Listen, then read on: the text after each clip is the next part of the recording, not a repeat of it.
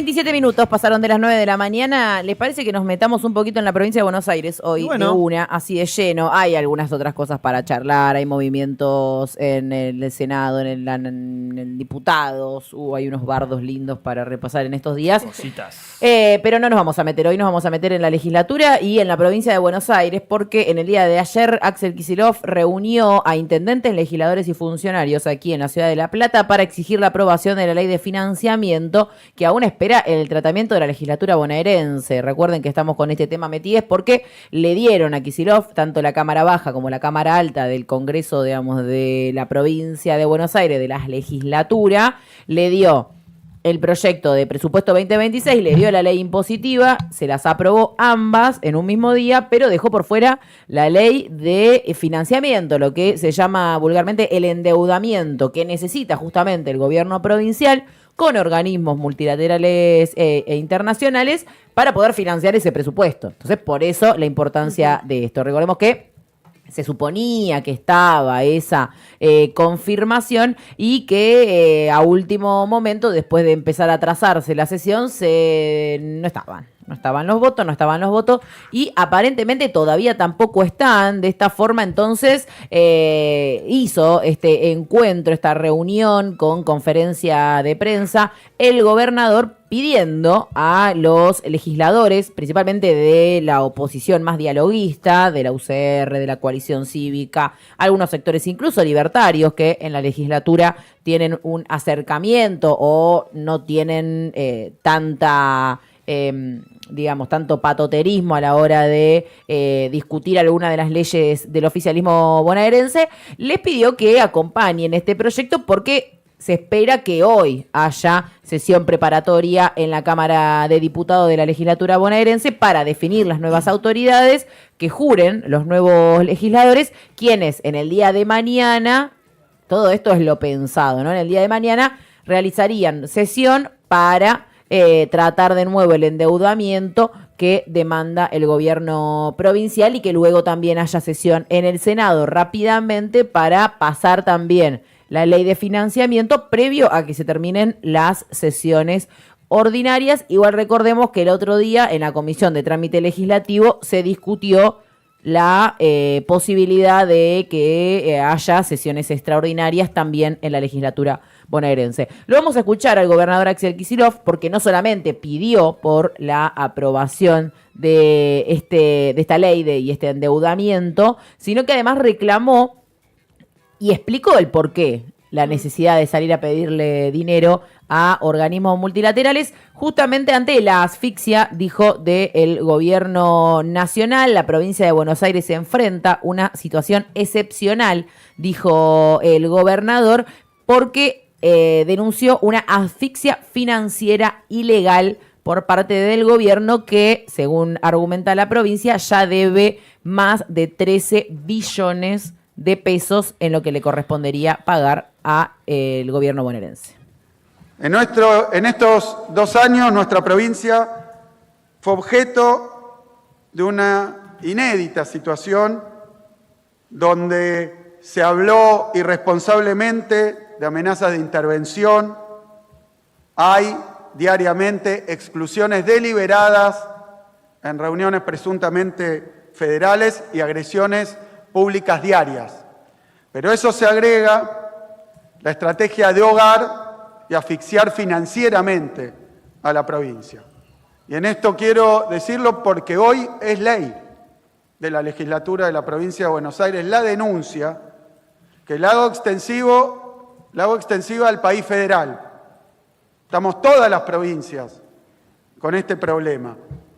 Se ha quitado, se han restado, se han detraído recursos obligatorios que están consagrados legalmente, que constan en presupuestos, que constan en acuerdos, no le transfieren a las provincias argentinas y particularmente a la provincia de Buenos Aires fondos que tienen que ver con la seguridad, con la compensación del transporte, con las cajas previsionales, los jubilados, con el incentivo docente.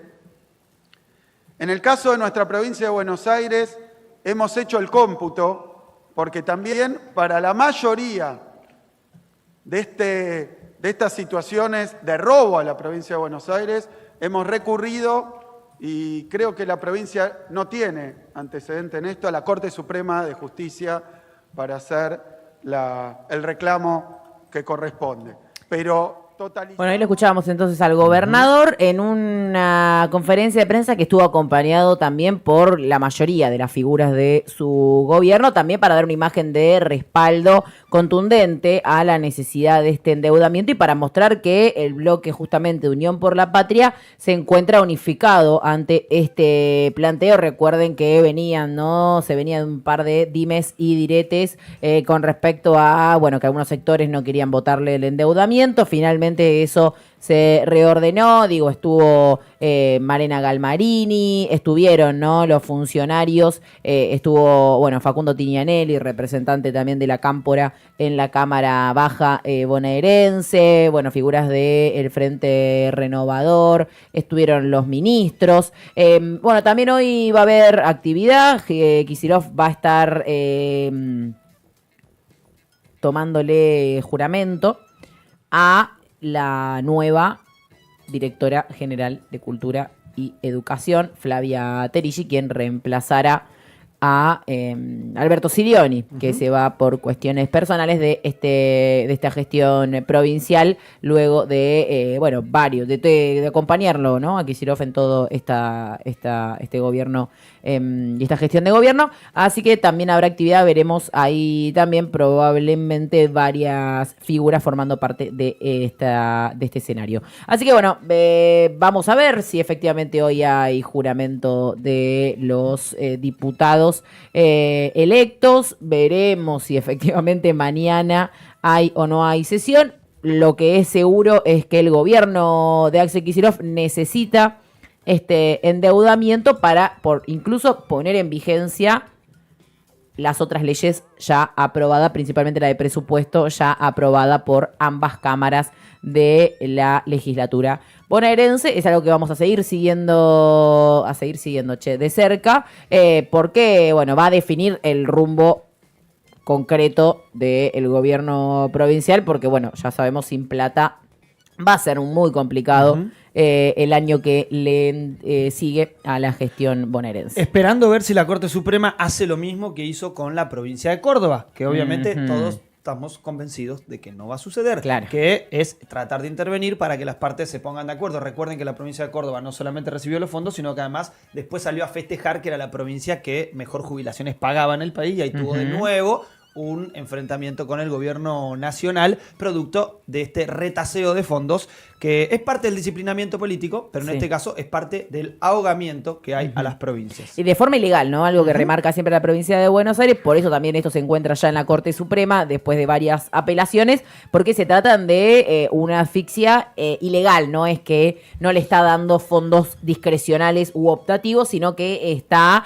incumpliendo leyes por las cuales, por ejemplo, la provincia de Buenos Aires hace aportes al Tesoro Nacional y ese dinero se supone debe distribuirse entre todas las provincias. Bueno, esa plata no está llegando a la provincia de Buenos Aires. Un ejemplo, ¿no? El Fondo Nacional de Incentivo Docente es otro ejemplo. Subsidios al transporte, otro ejemplo. Todos esa suma de esas leyes incumplidas y de esos aportes que no están llegando a la provincia es lo que en suma da alrededor de 13 billones de pesos, que son los que la provincia denuncia que la nación está robando, como decía entonces el gobernador. Todo esto en un clima muy caldeado en la República Argentina. Es por eso que nos vamos a meter de lleno detrás del lente de Franco. No sabía de dónde verlo y lo vi desde el lente de Franco.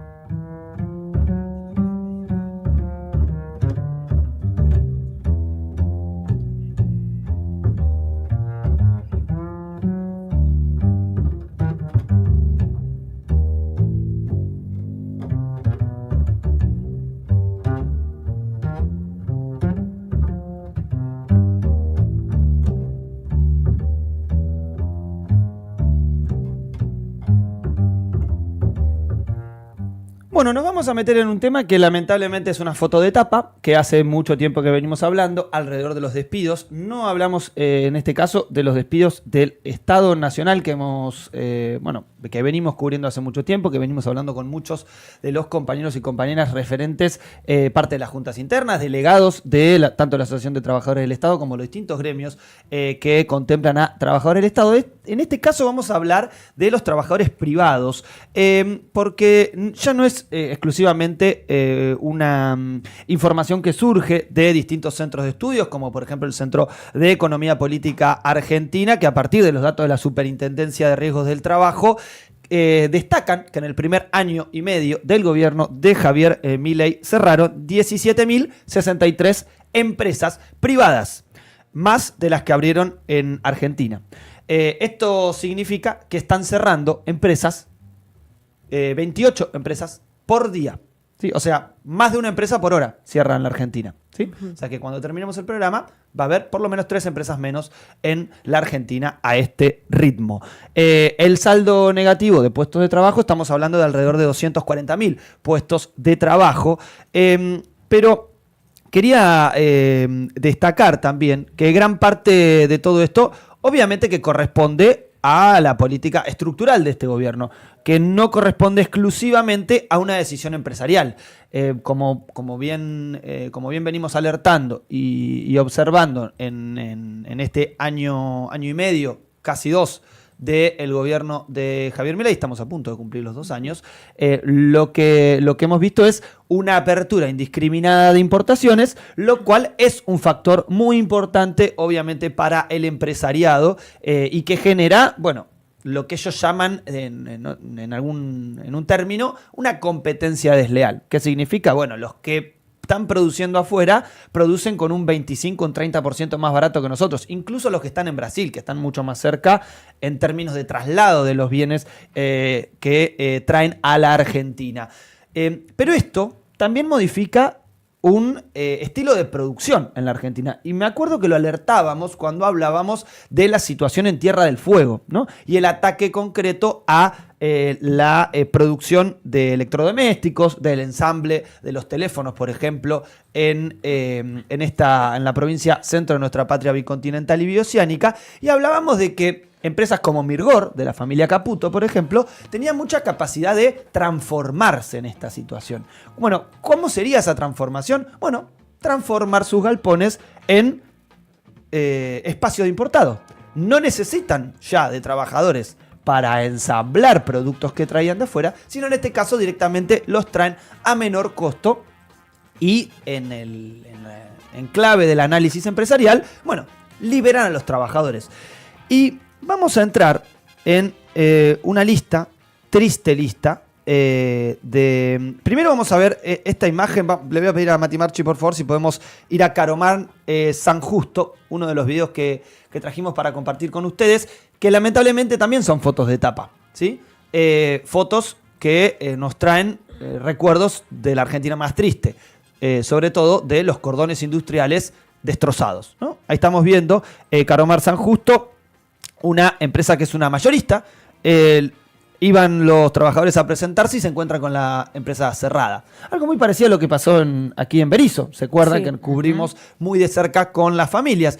Y concretamente el vaciamiento de la empresa en el caso de Berisso. Sigue la situación, ¿no? En Acerías Berisso. Sí, como lo vimos, los propios propietarios sin darle respuesta a los trabajadores y encima vaciando las máquinas, las matricerías, que lo que hacían era mudarlas a otro galpón, que por lo menos esa era la sospecha que tenían los trabajadores, de que la mudaban a un galpón en zona sur de la capital federal. En este caso en Caromar, San Justo, 58 despidos, con lo cual los trabajadores se acercaron a trabajar y encontraron esto. Y ahora voy a tratar de leer una lista completa de empresas con sus provincias, cuál es el concepto en el cual se encuentran y la cantidad de despidos. Es una lista larga, voy a tratar de no ahogarme. Whirlpool, Pilar, cierre de la planta, 220 despidos. Essen, Venado Tuerto, reducción de turnos y ajuste, 35 despidos. Georgalos, de Victoria, provincia de Buenos Aires, reducción de personal y ajuste, suspensión de 600 trabajadores. TN Platex Textil, despidos en Montecaseros y en Corrientes, despidos y cierre de sectores, alrededor de 40 despidos y reubicaciones. Dana Autopartes San Luis, cierre de planta, 50 despidos, 40 despidos indirectos. Después vamos a detenernos en esto de los despidos indirectos.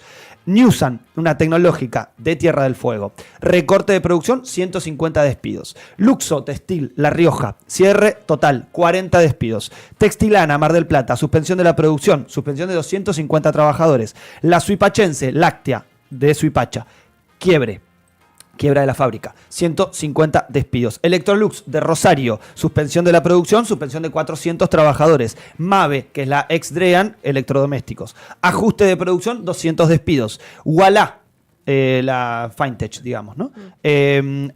Por actualización de tareas, 135 despidos. Luxo, que es textiles, La Rioja, cese de actividades y suspensión de 40 trabajadores. Bucalar, otra textil de La Rioja, cese de actividades y suspensión de 80 trabajadores. General Motor de General Alvear en Santa Fe. Alvear Santa Fe.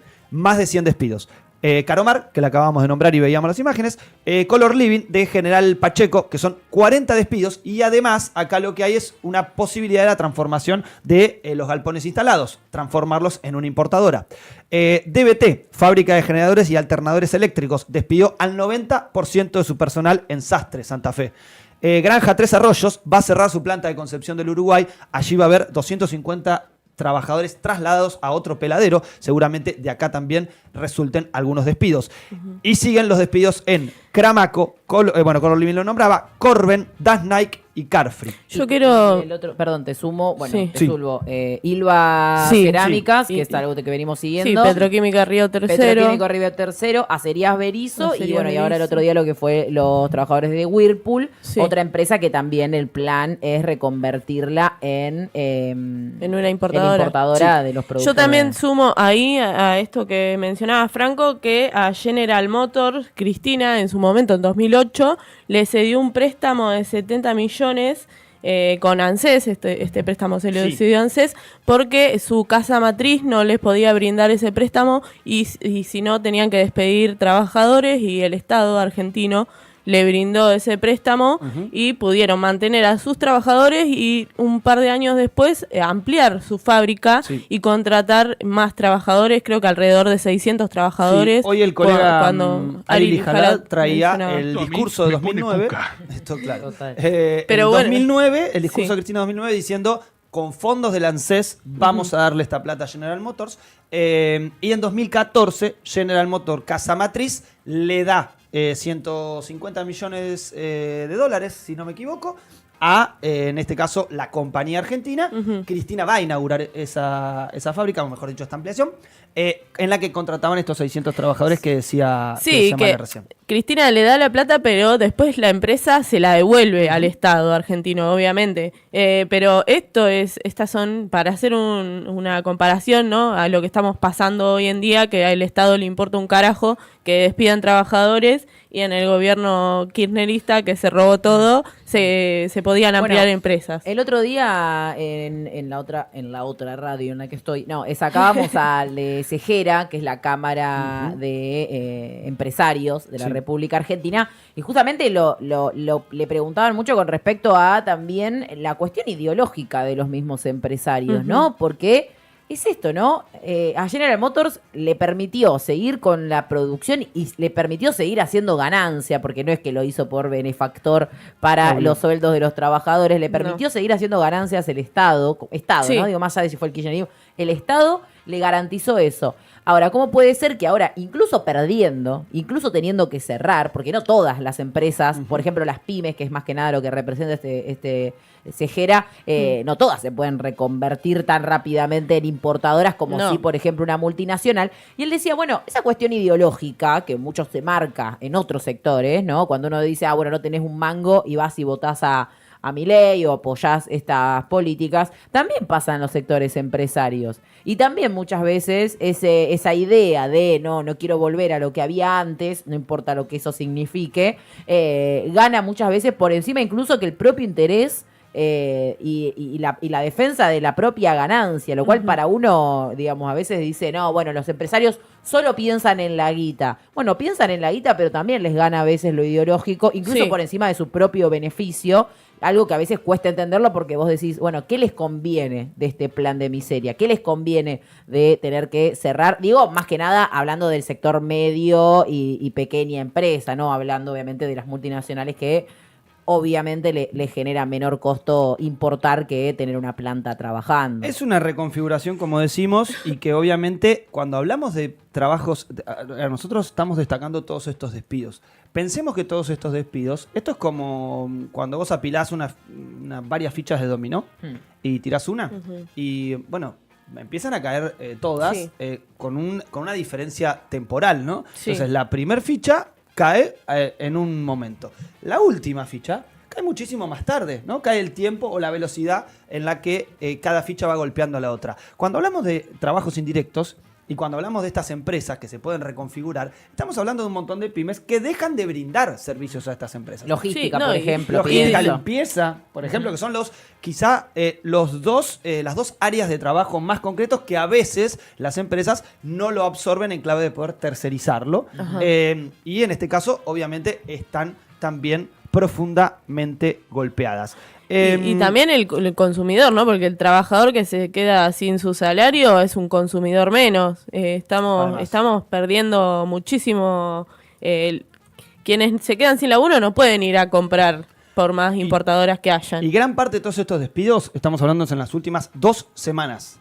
O sea que estamos hablando que a un mes de la Navidad, a un mes del Año Nuevo, las empresas están reconfigurando su forma de trabajo en la Argentina y en este caso garantizando los despidos. No es más ni menos que un industricidio esto. Y uno diría, bueno, ¿dónde están los representantes empresariales para salir a plantear, entre otras cosas, bueno, cuál es el gran conflicto que tiene nuestro sector? ¿Dónde está la CGT? Nadie dice dónde está la claro, UIA. ¿dónde está la UIA? Bueno, Martín Rapalini, el titular de la UIA, que ahora lo vamos a ver en pantalla.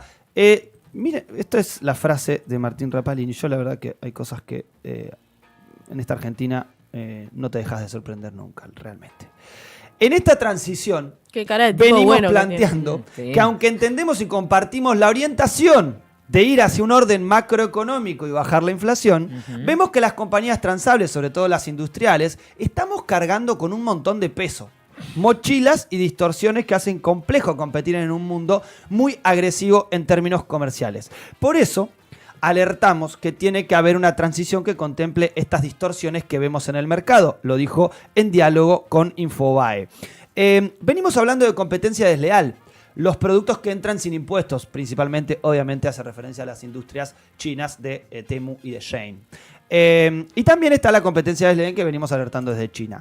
Por otro lado, habla de este costo menor que yo decía al comienzo, el 25 y 30% superior a lo que menor que sale en Brasil, en este caso. Hay que trabajar en la competitividad, que es el aspecto que está encarando el gobierno a principios de este año con las reformas y que va a permitir impulsar la actividad, bajar los impuestos y cambiar el régimen laboral. Y si no se reactiva, tendrá que ver el gobierno qué va a hacer. Es una situación compleja. Esto dice el titular de la UIA ante este escenario. No está pidiendo recomponer una situación industrial. Lo que está planteando es avancen con las reformas para mejorarnos las condiciones. Así que lo que hay en curso, sin lugar a dudas, es un industricidio, pero sobre todo garantizándole las ganancias a los empresarios. Garantizándole las ganancias a estos grandes empresarios que tienen, como decimos, la posibilidad de reayornarse a este contexto en el cual la política de este gobierno no es que produzcas. No es que produzcas, es que importes, que vendas o que especules en la bicicleta financiera. Y ya lo dijo Javier Milei, el que tenga que quebrar, que quiebre, ¿no? Eso lo dijo así, con esas palabras, el presidente Javier Milei cuando le preguntaron por el sector productivo de la Argentina. El que tenga que quebrar, quebrará porque no puede competir, y si no puede competir es porque no es lo suficientemente eficiente para estar en el mercado. Esas fueron palabras de el presidente, así que a quien le sorprendan estas medidas y este industricidio no entendió a lo que vino Javier Milei. Tenemos también a los trasnochados como el señor Miguel Ángel Pichetto, por ejemplo, que votó todo con este gobierno y en el día de ayer, haciendo referencia a la nota del País que está planteando justamente el cierre de 28 empresas por día en la Argentina, planteó es urgente la implementación de políticas que cuiden la industria y el trabajo argentino. Sin reglas no hay industria, sin industria no hay trabajo y sin trabajo no hay país. Si no le hubiese votado todo a Milei, seguramente todo esto no estaría pasando, Miguel Ángel. Pero sos parte de los que son responsables de este industricidio. Y para quienes crean que esto no tiene un antecedente, la filmografía argentina ya lo ha hecho con Plata Dulce en 1982, demostrando que esto fracasa, gente. Fracasó con Martínez de Hoz, fracasó con Menem, fracasó con Macri y lamentablemente va a volver a fracasar y siempre los golpeados son los mismos. Así es, 10 minutos para las 10 de la mañana. Vamos que seguimos con más noticias en Será por las Malas. Si me entienden por las buenas, me encanta. ¿Por las buenas o por las malas? Si no, me han dado el poder para que lo entiendan por las malas. ¡Vamos a ganar! ¡Siempre a ganar! Si no puedo por las buenas, será por las malas. No quiere entender por las buenas. Y cuando dicen por las malas, se comportan como adictos. Será por las Malas. Lunes a viernes, de 9 a 11, por Radio Trinchera.